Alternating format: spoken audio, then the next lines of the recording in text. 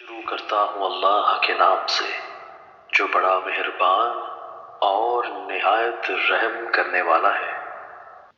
حضرت معاذ بن جبل رضی اللہ تعالیٰ عنہ بیان کرتے ہیں، ایک روز رسول اللہ صلی اللہ علیہ وآلہ وسلم ہمیں نماز فجر پڑھانے کے لیے تشریف نہ لائے۔ قریب تھا کہ ہم سورج طلوع ہونے کا مشاہدہ کر لیتے، پھر آپ بہت تیزی سے تشریف لائے، چنانچہ نماز کے لیے اقامت کہی گئی۔ رسول اللہ صلی اللہ علیہ وآلہ وسلم نے اختصار کے ساتھ نماز پڑھائی۔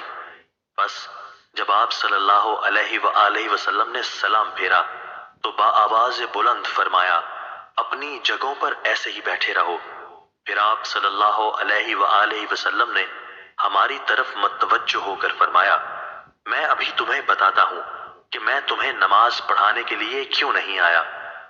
میں رات کو بیدار ہوا، وضو کیا اور جس قدر مقدر میں تھا میں نے نماز پڑھی۔ مجھے نماز میں اونگ آنے لگی، حتیٰ کہ وہ مجھ پر غالب آ گئی۔ تب میں نے اپنے رب تبارک و تعالیٰ کو بہترین صورت میں دیکھا، چنانچہ اس نے فرمایا، محمد۔ میں نے عرض کیا، میرے رب، حاضر ہوں۔ فرمایا، فرشتے کس چیز کے بارے میں بحث و مباحثہ کر رہے ہیں؟ میں نے عرض کیا، میں نہیں جانتا۔ اللہ تعالیٰ نے 3 مرتبہ ایسے فرمایا۔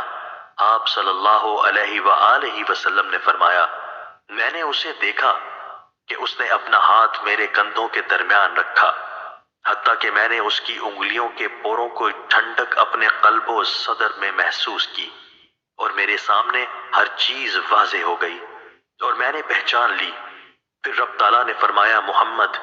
میں نے عرض کیا، میرے رب، میں حاضر ہوں۔ فرمایا، مقرب فرشتے کس چیز کے بارے میں بحث و مباحثہ کر رہے ہیں؟ میں نے عرض کیا، گناہ مٹا دینے والے اعمال کے بارے میں۔ فرمایا، وہ کیا ہیں؟ میں نے عرض کیا، با جماعت نماز پڑھنے کے لیے چل کر جانا، نماز کے بعد مساجد میں بیٹھے رہنا، ناگواری کے باوجود اچھی طرح وضو کرنا۔ فرمایا، پھر وہ کس چیز کے بارے میں بحث کر رہے ہیں؟ میں نے عرض کیا، درجات کے بارے میں۔ فرمایا، وہ کیا ہے؟ میں نے عرض کیا، کھانا کھلانا، نرمی سے بات کرنا، اور جب لوگ سو رہے ہوں نماز تہجد پڑھنا۔ فرمایا، کچھ مانگ لیں۔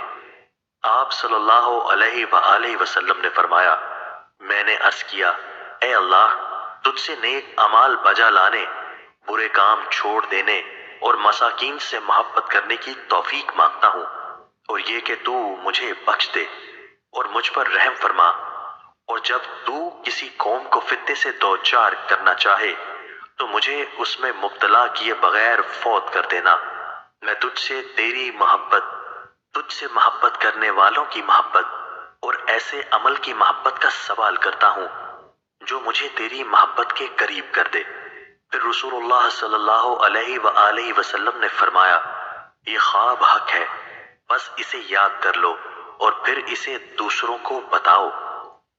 دوستو، اللہ تعالیٰ ہمیں ان احادیث مبارکہ پر عمل کرنے اور اپنی زندگیوں کو سنوارنے کی توفیق عطا فرمائے۔